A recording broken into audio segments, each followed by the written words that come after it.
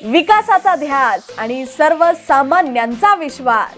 माढा विधानसभा मतदारसंघाचे कर्तबगार आमदार आणि श्री विठ्ठल सहकारी साखर कारखान्याचे यशस्वी चेअरमन माननीय श्री अभिजित आबा पाटील यांना वाढदिवसाच्या हार्दिक शुभेच्छा। शुभेच्छुक राष्ट्रवादी काँग्रेस शरदचंद्र पवार पक्ष, माढा विधानसभा मतदारसंघ। दर्शक हो, नमस्कार, गुड मॉर्निंग। वेधकमध्ये स्वागत आहे। मी प्रशांत आराध्य। उजनी अपडेट 1 ऑगस्ट 2026 सकाळची स्थिती।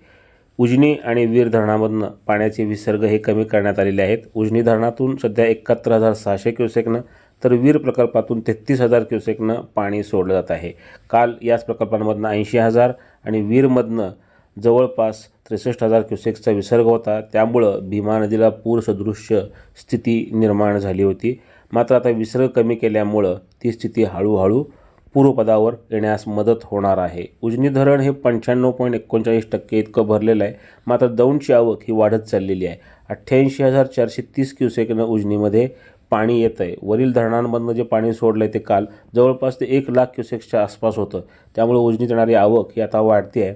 मात्र काल जेव्हा धरण 99% भरलं होतं आणि आवक 32,000 क्युसेक्सची होती, तेव्हा उजनी धरणातनं 80,000 क्युसेक पाणी सोडलं होतं। त्यामुळं उजनीमध्ये पाणी साठवून ठेवण्याकरता जागा निर्माण झाली आणि आज जेव्हा भीमेला पूरसदृश्य स्थिती निर्माण होण्याची भीती होती, तेव्हा उजनीतून पाणी कमी करण्यात आलं आहे आणि पाणी साठवलं जात आहे। यामुळं भीमेला जी पूरस्थिती निर्माण होऊ शकली असती ती स्थिती आत्ता तरी टळलेली आहे। अद्यापही भीमा आणि नीरा खोऱ्यामध्ये पाऊस सुरू आहे। नीरा खोरं हाऊसफुल आहे। त्यामुळं वीर धरणामधनं अद्यापही 33,000 क्युसेकनं पाणी सोडलं जातं आहे। या पाण्यामुळं उजनी आणि वीरच्या पाण्यामुळं भीमा नदी सोलापूर जिल्ह्यामध्ये सध्या दुथडी भरून वाहती आहे। भीमा नदीकाठी सतर्कतेचा इशारा देण्यात आला आहे।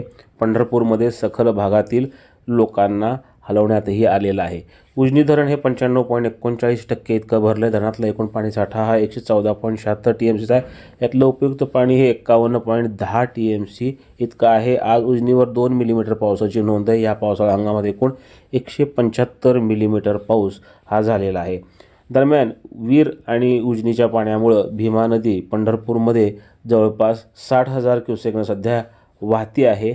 आता जे विसर्ग कमी केलेत त्याचा फायदा नदीची पाणी पातळी कमी होण्यास होणार आहे।